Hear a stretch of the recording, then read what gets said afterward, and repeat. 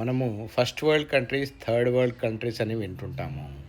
అంటే నేను ఇప్పుడు ఉంటున్న ఆస్ట్రేలియా కావచ్చు, న్యూజిలాండ్ కావచ్చు, యూకే కావచ్చు, యూఎస్ కావచ్చు, కెనడా కావచ్చు, లేకపోతే ఒక కాంటినెంటే తీసుకుంటే అది యూరోప్ కావచ్చు. వీటన్నిటిని ఫస్ట్ వరల్డ్ కంట్రీస్ అంటారనమాట. తర్వాత అంటే ఇవి డెవలప్డ్ కంట్రీస్ కాబట్టి, డెవలపింగ్ కంట్రీస్ మన భారతదేశం కావచ్చు, శ్రీలంక కావచ్చు, పాకిస్తాన్ కావచ్చు, బంగ్లాదేశ్ కావచ్చు, నేపాల్ కావచ్చు, లేకపోతే అజర్బైజాన్ కావచ్చు, వీటన్నిటిని థర్డ్ వరల్డ్ కంట్రీస్ అంటారు. ఎందుకంటే అవి డెవలపింగ్ కంట్రీస్ కాబట్టి. కానీ మీరు ఎప్పుడైనా ఆలోచించారా, ఫస్ట్ వరల్డ్, థర్డ్ వరల్డ్ మధ్యలో సెకండ్ వరల్డ్ ఉండాలి కదా, ఆ కంట్రీస్ ఏంటి అనేది?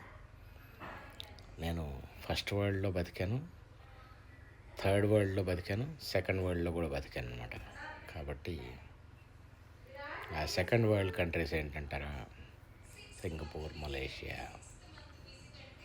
Dubai, pretty much all of Middle east.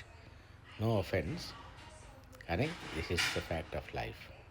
ఎందుకంటే మన క్వాలిటీ ఆఫ్ లైఫ్, మన జీవితానికి ఎంత విలువ ఉంది అనే దాన్ని బట్టి ఈ ఫస్ట్, సెకండ్, థర్డ్ వరల్డ్ అనేది అప్లికబుల్ అవుతుందన్నమాట.